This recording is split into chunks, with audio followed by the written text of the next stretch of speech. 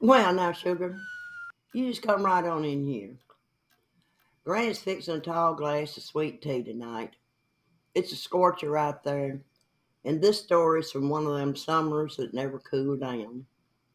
It's about a trip that should have been ordinary, just a long drive cross country, but it turned into something I still can't quite explain. I'll call it Deja Vu. It was the summer of 1966. My firstborn, Rick, was just 6 months old, chubby cheeked, all sunshine and giggles. My husband Jim had taken vacation so we could drive my mother in law from Memphis all the way to Newport News, Virginia. She hadn't seen her daughter Kathy or her grandbabies in years. Army family, just back from Germany. Now, sugar, this was before GPS and fancy dashboards telling you where to turn. We had a Rand McNally map, a cooler full of sandwiches, and nerves of steel. Jim, he was one of those men who wouldn't stop for directions, even if the good Lord himself was holding a sign. We made good time till somewhere near Richmond, Virginia. Missed a turnoff. That's easy to do when the signs come at you quick and the baby's fussing. By the time we realized it, we were deep into the old town of Richmond. Narrow streets, iron balconies, everything whispering history. That's when it hit me.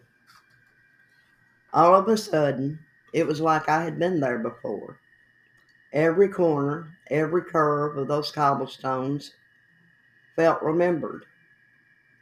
My heart started beating fast. Not scared, just sure.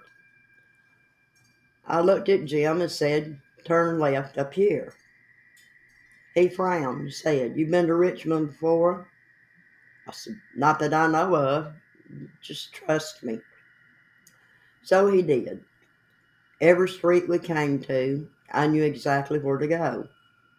Left at the red brick church, right at the square with the fountain shaped like an angel, down the hill where the trees leaned in close over the road. Within minutes, we were back on the highway south, headed straight toward Newport News, like we'd never been lost at all.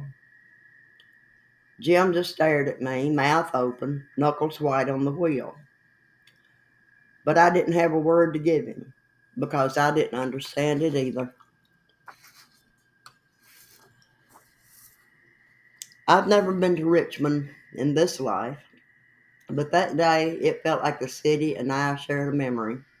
Like maybe I'd walked those streets once at another time, or maybe someone who loved me had, and their steps were still echoing under mine. Sometimes I wonder if souls remember places the way we remember songs, a melody that comes back all at once, even when you can't recall the words. Well, now, honey, that's a lighter tale than most of mine, but it's still got a little mystery in its tones. Maybe deja vu, it's just memory peeping through the curtains between lives. Or maybe it's the good Lord's way of reminding us that we've been guided before and will be back guided again. Finish your tea now, sugar, and sleep easy tonight. If you ever find yourself lost on some unfamiliar road and suddenly you know where to go, don't question it too hard. Just follow the feeling. Sometimes the map's inside you.